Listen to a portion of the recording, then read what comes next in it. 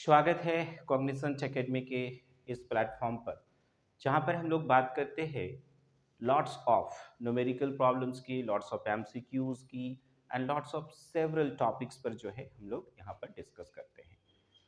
बहुत सारे रिक्वेस्ट जो आते हैं उसको भी फुलफिल जो है मैं इस यूट्यूब चैनल के माध्यम से करता हूँ। इसी तरह का एक रिक्वेस्ट जो है आज आया था सफक का, जिसमें हम लोग इलेक्ट्रोमैग्नेटिक इंडक्शन के 20 बेहद इंपॉर्टेंट एमसीक्यू जो है वह हम लोग आज सॉल्व करने जाते हैं। आइए देखते हैं वह 20 एमसीक्यूज कौन कौन से हैं जो आपके एग्जामिनेशन पॉइंट ऑफ व्यू से बेहद इंपॉर्टेंट हैं। 10 मिनट 20 मिनट का समय जो है अगर आपके पास होगा तो इस वीडियो को जरूर देखें। इस वीडियो में हम लोग देखेंगे चैप्टर 6 इलेक्ट्रोमैग्नेटिक इंडक्शन के 20 इंपॉर्टेंट एमसीक्यूज। आइए स्टार्ट करें।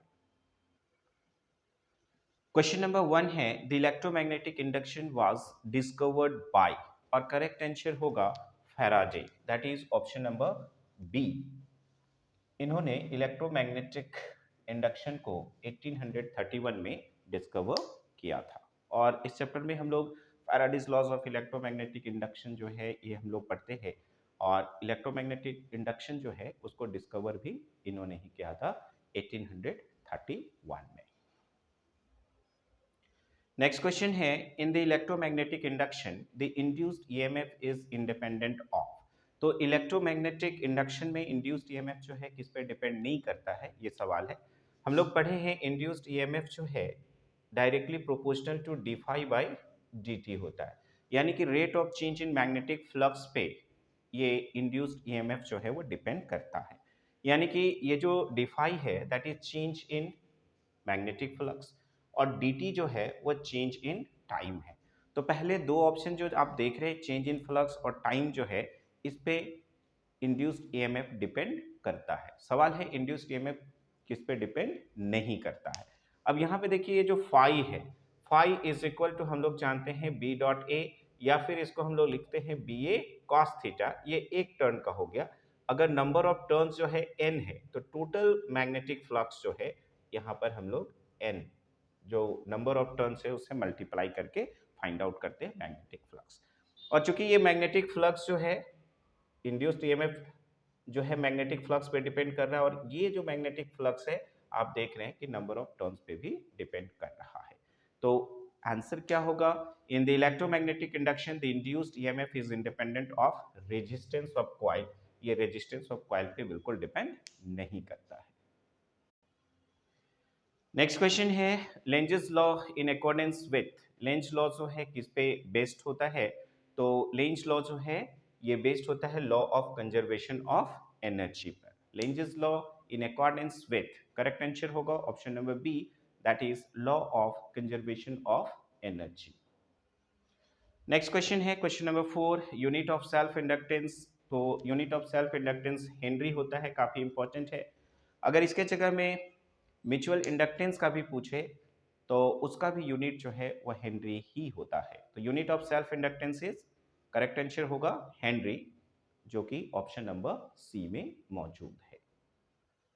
नेक्स्ट क्वेश्चन है the eddy current are used. तो एडी करंट जो है इसका इस्तेमाल कहाँ पे किया जाता है, ये क्वेश्चन है। पहला ऑप्शन है to make a galvanometer dead beat, इस पर भी किया जाता है। In speedometer as well as electric brake. तो यहाँ पर जो ऊपर के तीन ऑप्शन है सब में एडी करंट जो है उसका इस्तेमाल होता है, यानी कि करेक्ट आंसर होगा ऑप्शन नंबर डी, जो क्या है ऑल दी अबव, राइट। तो eddy currents are used to make a galvanometer dead beat in speedometer electric brake, सारे में होता है। तो करेक्ट आंसर हो जाएगा option number D, all the above. Next question है question number 6 the direction of induce current is determined by Lenz's law. इस पे डिटरमाइंड होता है, आप सब जानते हो कि जो डायरेक्शन ऑफ इंड्यूस करंट होता है that is always opposes the cause due to which it is produced, right. Fleming's right hand rule भी इंड्यूस इलेक्ट्रिक करंट को ही डिटरमाइन करने का तरीका है। तो यहाँ पे ऑप्शन नंबर सी में हम लोगों को मिल रहा है Lenz law and Fleming's right hand rule, यानी कि बोथ। तो ऑप्शन जो है करेक्ट होगा यहाँ पर ऑप्शन नंबर सी। जो डायरेक्शन ऑफ इंड्यूस करंट है उसको डिटरमाइन हम लोग लेंजेस लॉ से भी करते हैं और फ्लेमिंग्स राइट हैंड रूल से भी करते हैं। तो करेक्ट आंसर हो जाएगा Lenz's law and Fleming's right hand rule. Next question है if a plane circular coil has n turns then its self inductance be proportional to the. तो जहां तक सवाल है self inductance of the circular coil का, तो इसका value होता है L is equal to mu naught pi n square r by 2। यानी कि यहाँ पे आप देख रहे हो कि जो सेल्फ इंडक्टेंस है वो directly proportional to n square है। तो पूछा यही गया है कि जो सेल्फ इंडक्टेंस है be proportional to the. Correct answer होगा option number A, that is n square. Next question है द टू आइडेंटिकल कॉइल्स। अगर हम लोग बात करें two identical coils made of copper and aluminum are rotated with uniform speed in uniform magnetic field, then the value of induced current in aluminum coil will be। तो यहाँ पे देखिए इसका एक वीडियो जो है मैंने जस्ट एक दिन पहले जो है अपलोड किया है। यहाँ पर अगर दोनों के दोनों कॉइल जो है बिल्कुल आइडेंटिकल हैं, यानी कि लेंथ सेम है, area of cross section same है, लेकिन they are of different materials, एक कॉपर है दूसरा एल्यूमिनियम है, राइट। तो ये अलग अलग मटेरियल के कॉइल्स लिए गए हैं लेकिन they all are identical, right. Move कर रहा है यूनिफॉर्म स्पीड से मैग्नेटिक फील्ड के अंदर। तो इनमें से इंड्यूस करंट जो है एल्यूमिनियम कॉइल का कैसा होगा in compare to that of copper. तो हमने आपको बताया था कि जो कॉपर है उसकी कंडक्टिविटी जो है वह अधिक होती है। कंडक्टिविटी अधिक होने का मतलब है कि रेजिस्टेंस जो है वो कम होगा, और रेजिस्टेंस कम होने की वजह से जो कॉपर है उसमें इंड्यूस करंट जो है वो ज्यादा होगा। तो यहाँ पे देखिए induce current in aluminium coil पूछा है, यानी कि एल्यूमिनियम कॉइल में जो इंड्यूस करंट होता है less than in copper wire, जो less than that in copper coil जो है, यही हमारा करेक्ट आंसर हो जाएगा, यानी कि ऑप्शन नंबर ए। ठीक है, ऑप्शन नंबर ए जो है यहाँ पे करेक्ट हो जाएगा। यहाँ पे जो ऑप्शन नंबर डी है no certain relation with copper coil, ये गलत होगा, करेक्ट आंसर हो जाएगा option number A. Next question है question number 9 keeping the total length of coil unchange. जो कॉइल है उसकी टोटल लेंथ को आपको अनचेंज रखना है। The number of turns in it are double, और नंबर ऑफ टर्न्स को डबल करते हैं its self inductance will be. तो थोड़ी देर पहले मैंने आपको बताया था कि ये जो सेल्फ इंडक्टेंस है वो directly proportional to N square होता है। यहाँ पे दिया गया है कि जो नंबर ऑफ टर्न्स है आप उसको डबल करते हो, राइट। तो सेल्फ इंडक्टेंस की वैल्यू जो है किस तरह से चेंज होगी, तो इसको अगर आप डबल कर देंगे यानी कि 2n का होल स्क्वायर कर देंगे तो ये कितना हो जाएगा 4n स्क्वायर, यानी कि जो पहले n स्क्वायर था अभी ये 4 टाइम्स जो है वो ज्यादा हो जाएगा। तो यहाँ पर चूंकि बाकी सारी चीजें अनचेंज्ड है, सिर्फ और सिर्फ जो है वो n पे डिपेंड कर रहा है, और n जो है जो नंबर ऑफ टर्न्स है उसको डबल करेंगे तो सेल्फ इंडक्टेंस की जो वैल्यू है वह 4 टाइम्स हो जाएगी, यानी कि option number A is the correct answer. Next question है the mutual inductance between the two coils be equal to the EMF induced in secondary coil if the current through primary coil is, कितना होगा। तो यहाँ पे देखिए अगर I जो है वो इलेक्ट्रिक करंट प्राइमरी कॉइल में फ्लो कर रहा है और जो चेंज हो रहा है, ठीक है, मैग्नेटिक फ्लक्स सेकेंडरी का, तो फाई जो है वो डायरेक्टली प्रोपोर्शनल टू आई होता है। इसको हम लोग क्या लिख सकते हैं, d phi by d t directly proportional to क्या हो जाएगा, d I by d t.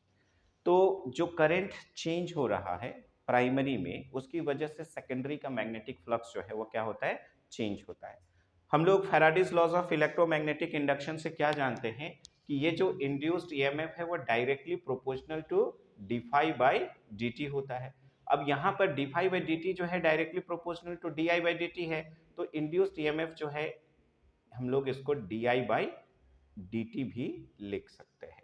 अब यहाँ पर इस डायरेक्टली प्रोपोर्शनल को हटाते हैं तो इज इक्वल टू आपका क्या आ जाएगा, mutual inductance M into d I by d t.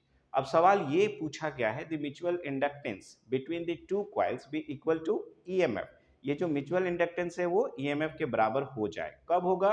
तो यहाँ पे देखिए, इफ di/dt का जो वैल्यू है अगर 1 एम्पियर पर सेकेंड हो जाएगा तो m जो है वो e के बराबर हो जाएगा, राइट। अब आते हैं सारे ऑप्शंस की ओर, है ना। पहला है केप्ट कांस्टेंट एट 1 एम्पियर, नहीं होगा। रिड्यूस फ्रॉम 1 एम्पियर टू 0, नहीं होगा। ऑप्शन नंबर सी में देखिए, varied with the rate of 1 ampere per second, right. तो यहाँ पे जो di/dt है, जो करंट है, अगर वो वेरी करेगा 1 एम्पियर पर सेकेंड से, तो उस परिस्थिति में जो म्यूचुअल इंडक्टेंस है उसकी वैल्यू इंड्यूस्ड ईएमएफ के बराबर होगी। तो करेक्ट आंसर हो जाएगा क्वेश्चन नंबर 10 का C, that is varied with the rate of 1 ampere per second. Next question है, the SI unit of magnetic flux is, और एसआई यूनिट मैग्नेटिक फ्लक्स का होता है वेबर, यानी कि क्वेश्चन नंबर 11 का करेक्ट आंसर होगा option number A, weber. Next question है, weber per metre square is the unit of, weber per metre square जो है वो किसका यूनिट है? तो एक्चुअल में हम लोग जानते हैं magnetic flux phi is equal to B dot A होता है। यहाँ पर बी जो है मैग्नेटिक फील्ड है, और magnetic field B is equal to phi by A हम लोग लिख सकते हैं। अब ये जो फाई है यानी कि मैग्नेटिक फ्लक्स है, इसका हो जाएगा वेबर, और एरिया का हो जाएगा मीटर स्क्वायर, जो ऊपर जाके वेबर पर मीटर स्क्वायर हो जाएगा। या फिर इसको हम लोग इस तरह से भी, जैसे क्वेश्चन में लिखा हुआ है वेबर बाय मीटर स्क्वायर, जो है इस फॉर्म में भी हम लोग लिख सकते हैं। तो सवाल है कि वेबर पर मीटर स्क्वायर जो है इज द यूनिट ऑफ, और आप देख रहे हैं कि जो पहला ऑप्शन है वह हम लोगों का मैग्नेटिक फील्ड है। अगर हम लोग इसके दूसरे ऑप्शन, तीसरे और चौथे ऑप्शन की ओर आते हैं, तो यहाँ पर देखिए क्या क्या है। तो पहला तो आपका मैग्नेटिक फील्ड था, दूसरा है मैग्नेटिक पोटेंशियल, मैग्नेटिक फ्लक्स और मैग्नेटिक मोमेंट। तो करेक्ट आंसर क्या होगा? मैग्नेटिक फील्ड, जो कि हम लोगों को ऑप्शन नंबर ए में दिया गया था। नेक्स्ट क्वेश्चन है question number 13, a coil of area 5 centimetre square, एक क्वाइल है जिसका एरिया 5 सेंटीमीटर स्क्वायर दिया गया है, and 100 turns is placed in a uniform magnetic field. वह 100 टर्न ले रहा है, यूनिफॉर्म मैग्नेटिक फील्ड 0.2 टेस्ला है। The magnetic field makes an angle of 60 degree with the normal to the plane of the coil. The magnetic flux through the coil will be, तो magnetic flux कितना होगा? तो simple है, magnetic flux phi अगर एक single turn का लेते हैं तो बी डॉट ए, यानी कि हम लोगों का क्या हो जाएगा? B A cos theta. अगर नंबर ऑफ टर्न्स एन है तो phi is equal to number of turns से गुना कर देंगे, N B A cos theta. अब यहाँ पे देखिए नंबर ऑफ टर्न्स जो है दिया गया है कितना? 100। तो एन का वैल्यू जो है हम लोग 100 लिए, बी का वैल्यू मैग्नेटिक फील्ड 0.2 टेस्ला है, ए का वैल्यू जो है 5 सेंटीमीटर स्क्वायर है, उसको हम लोग मीटर स्क्वायर में चेंज करेंगे, that's why 5 into 10 to the power minus 2 का whole square into cos 60 degree, right. अब यहाँ पर ये आ गया हम लोगों का 100 into 0.2 into 5 into 10 to the power minus 4 into 1/2, cancel करेंगे 0.1 हो गया। 100 into 1/10 into 5 into 10 to the power minus 4, तो फाइनली जो है एक जीरो यहाँ पे कैंसिल आउट हो गया, 5 into 10 to the power minus 3 weber, और ऑप्शन जो है हम लोगों को मिल रहा है ऑप्शन नंबर सी में। तो क्वेश्चन नंबर 13 का करेक्ट आंसर होगा option number C, 5 into 10 to the power minus 3 weber. Next question है, the resistance of a close circuit is 10 ohms। In this circuit flux changes according to the equation phi is equal to 60 square minus 5t plus 1 t in second. Show the current induced in the circuit at t is equal to 0.25 second will be। तो यहाँ पे देखिए phi का value मालूम है 60 square, right side में आप देखें phi is equal to 60 square minus 5t plus 1 है, induced EMF is equal to d phi by d t होता है। आप इसको डिफ्रेंशिएट करेंगे 60 स्क्वायर माइनस 5t प्लस 1, तो यहाँ पे सेपरेटली आपको डिफ्रेंशिएशन करना होता है, तो 6 बाहर आ जाएगा, डिफरेंशिएशन करना टी स्क्वायर को, कांस्टेंट 5 बाहर आ गया, minus 5 D T by d T, और कांस्टेंट का डिफरेंशिएशन 0। तो यहाँ हो गया 6 इंटू टी स्क्वायर का डिफरेंशिएशन करेंगे 2t माइनस 5। अब यहाँ पर देखिए इंड्यूस्ड ईएमएफ जो है 12t माइनस 5 हो गया, t का वैल्यू जो है आप यहाँ पे देखिए 0.25 सेकेंड दिया गया है, आप इसको पुट करेंगे तो इसका वैल्यू जो आ रहा है -2। या फिर अगर आप चाहो तो यहाँ पर नेगेटिव साइन ले लोगे, क्योंकि induced EMF is equal to minus d phi by d t होता है, तो यहाँ पर ये आपका नेगेटिव साइन है ही, यहाँ पर आप कर सकते हो इस तरह से, ये आपका यहाँ पे माइनस साइन है, ये माइनस है, और ये माइनस माइनस प्लस हो जाएगा। ठीक है, या तो आप इस तरह से मॉडुलस करके कर सकते हो, या डायरेक्टली जो है यहाँ पर आपका 2 वोल्ट आ जाएगा। ठीक है, तो ये इंड्यूस्ड ईएमएफ जो है, इसकी मॉडुलस जो है हम लोगों को मिल गया कितना, 2 वोल्ट। अब यहाँ पे देखिए I is equal to E M F by R होगा, ई एम एफ का वैल्यू जो है हमारा 2 आया, रेजिस्टेंस जो है आप देखिए यहाँ पर 10 ओम दिया गया है, तो आप 2/10 लिखेंगे। ठीक है, तो सॉल्व कर दीजिए, आ जाएगा आपका 0.2 एम्पियर, और आप देखिए ऑप्शन नंबर बी में जो है हम लोगों को 0.2 एम्पियर मिल रहा है। नेक्स्ट क्वेश्चन है the dimensional formula of magnetic flux. तो यहाँ पे देखिए मैग्नेटिक फ्लक्स का डायमेंशनल फार्मूला जो है ये हम लोगों को फाइंड आउट करने के लिए बोला गया है। आप जानते हो कि magnetic flux phi is equal to क्या होता है, तो बी डॉट ए, या इसको हम लोग लिख सकते हैं बी ए कॉस थीटा। अब यहाँ पे देखिए मैग्नेटिक फ्लक्स का अगर हम लोगों को डायमेंशन लिखना है तो डायमेंशन ऑफ बी लिखना होगा, डायमेंशन ऑफ ए लिखना होगा, यहाँ पर एंगल जो है उसका कोई डायमेंशन होगा नहीं। अब हम लोग जानते हैं कि F is equal to q v B, तो यहाँ पर B इज इक्वल टू होता है F बाई क्यू भी। तो यहाँ पर ये जो B है इसमें हम लोग फोर्स का डायमेंशन डिवाइडेड बाई चार्ज का dimension, dimension of velocity, dimension of area. Force का डायमेंशन हो जाएगा एम एल टी का पावर -2, एरिया के लिए लिखेंगे L square divided by charge के लिए 80 हो गया, वेलोसिटी के लिए एल टी का पावर -1। अब यहाँ पे देखिए एक ही एम है, तो ये आपका एम हो गया, ये एल स्क्वायर और एल आपका कितना हो गया, एल क्यू। नीचे अगर आप देखें तो एक एल है, ऊपर जाएगा तो -1 हो जाएगा।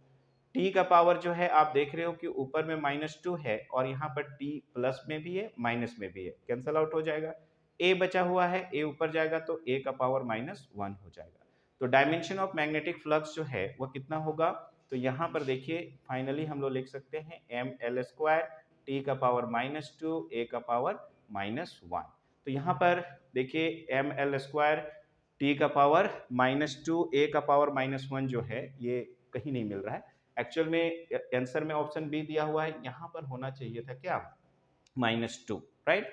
तो एम एल स्क्वायर टी का पावर -2 ए का पावर -1 है ना, यहाँ पर आंसर में थोड़ा सा मिसिंग है, एक नेगेटिव जो है वो आपका नहीं है, तो मैंने यहाँ पे दे दिया एम एल स्क्वायर टी का पावर -2 ए का पावर -1 जो है ये करेक्ट डायमेंशन होगा मैग्नेटिक फ्लक्स का। नेक्स्ट क्वेश्चन है the current in a coil changes from 0.2 ampere to 0.4 ampere. Current जो है इसमें जो चेंजेस आ रहा है, यानी कि जो चेंज इन इलेक्ट्रिक करंट है डी आई का वैल्यू जो है 0.4 माइनस 0.2 यानी कि 0.2 एम्पियर आ रहा है इन 0.1 सेकेंड, यानी कि डी टी का वैल्यू जो है वह 0.1 सेकेंड है। If the average induced EMF in the coil is 1 volt, induced EMF E का वैल्यू जो है ये दिया गया है 1 वोल्ट।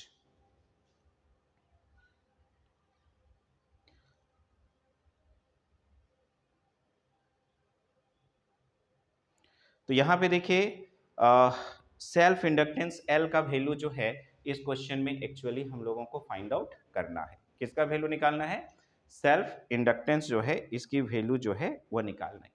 यहाँ पे देखिए then the self inductance will be, तो डी आई का वैल्यू 0.2 एम्पियर है, डी टी 0.1 सेकेंड है, ईएमएफ 1 वोल्ट है, तो एल का वैल्यू जो है वह कितना होगा। तो हम लोग क्या जानते हैं कि ये जो इंड्यूस्ड ईएमएफ है is equal to L d I by d t होता है। तो आप देख रहे हो कि ई का वैल्यू 1 है, एल का वैल्यू निकालना है, डी आई का वैल्यू 0.2 है और डी टी का वैल्यू 0.1 सेकेंड है। तो इस तरह से अगर हम लोग देखें तो क्या हो जाएगा, ये एक के बाद पॉइंट है ना, ये 1 is equal to L into ये हो जाएगा हम लोगों का 2, तो L इज इक्वल टू हो जाएगा 1/2 यानी कि 0.5 हेनरी जो है ये हम लोगों का करेक्ट आंसर होगा, यानी कि ऑप्शन नंबर सी में आप देख रहे हैं कि 0.5 हेनरी है, वही हम लोगों का करेक्ट आंसर होगा। नेक्स्ट क्वेश्चन है question number 17, two identical bulbs are connected as shown in the figure. Figure को ध्यान से देखिए। पहला ऑप्शन है after some times both bulbs B1 and B2 stop emitting light। दूसरा है both the bulbs B1 and B2 stop glowing immediately।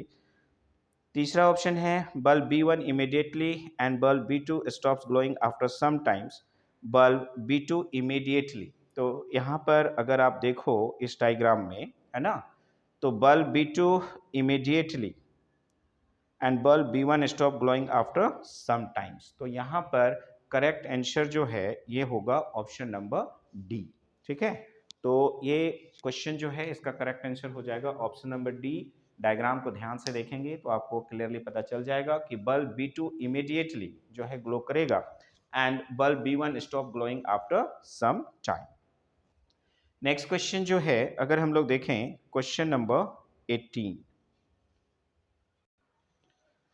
Question क्या है, a current I is flowing upwards in a long straight wire as shown in the figure when A